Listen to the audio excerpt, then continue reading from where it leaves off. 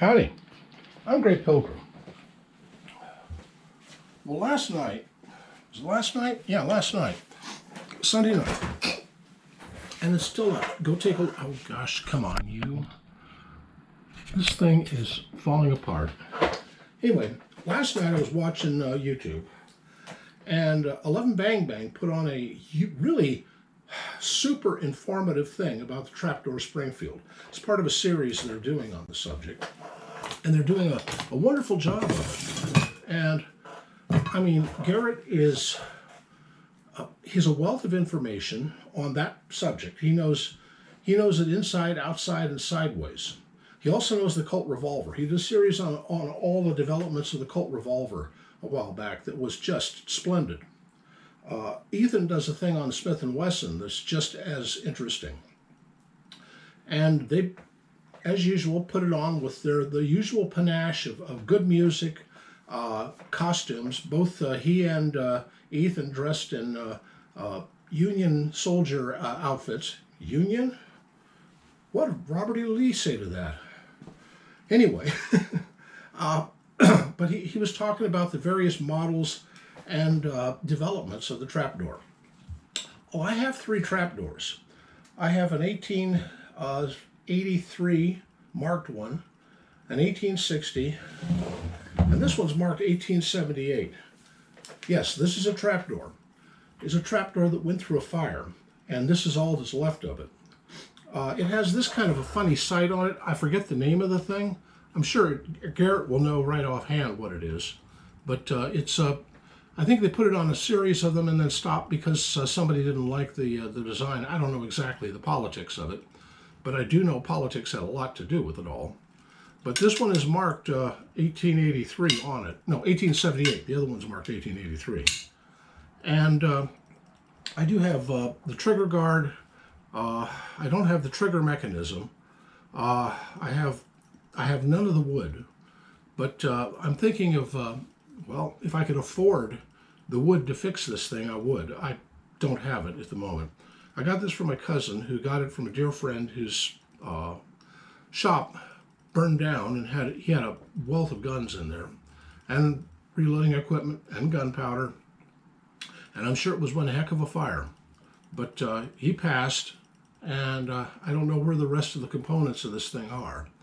When I got it, it was completely covered in fire retardant material and rust, and I cleaned it up as best I could, got it back in the white, except this part of it here seems to have been blued originally, and I boiled it just to try and restore what was there, and then very carefully rubbed it down with 4-aught steel wool and oil, just to try and bring out whatever was in there, and this is what I got.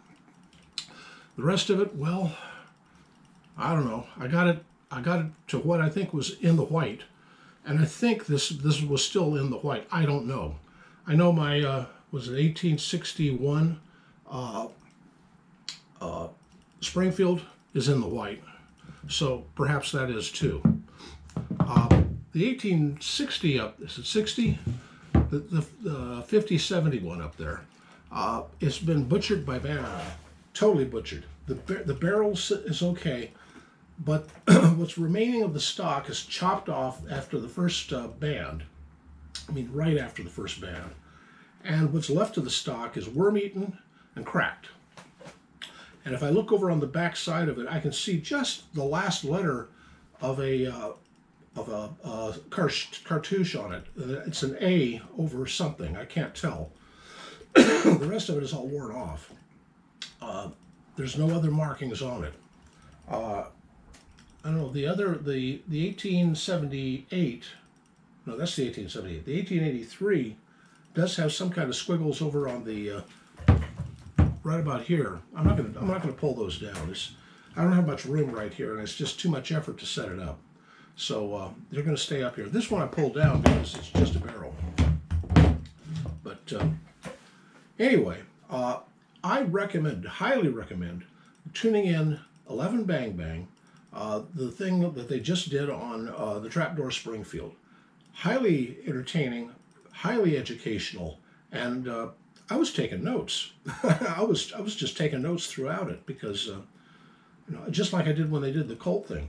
Though I must say, when they did the Colt thing, it ruined my budget because I had to buy this book and this book and this book. I mean, a lot of books. I have a love for the history of the firearm, and I try to get the information on the subjects that I don't know that much about. I know a lot about foreign Milser rifles, but I don't know a lot about the Colts, the Remingtons, the Smith & Wessons of the Old South. Garrett and Ethan and some of their friends, Duke Frazier, the Wild Snapper, and a few others, are just brimming with information on the subject. Jake over at Everything Black Powder, Santee at Arizona Ghost Riders. I mean, there's so many of them that just have bits of information on the subject and can really wax poetic for hours. And it was interesting. I noticed that Jake is a southpaw. I didn't know that. So he and Garrett have something in common. I swapped I don't know why this damn thing turns off on me, but it does. I bought some new batteries. They work a little bit sometimes. Anyway, I swapped a flintlock southpaw rifle I had to Garrett for a Remington because it was a model I didn't have.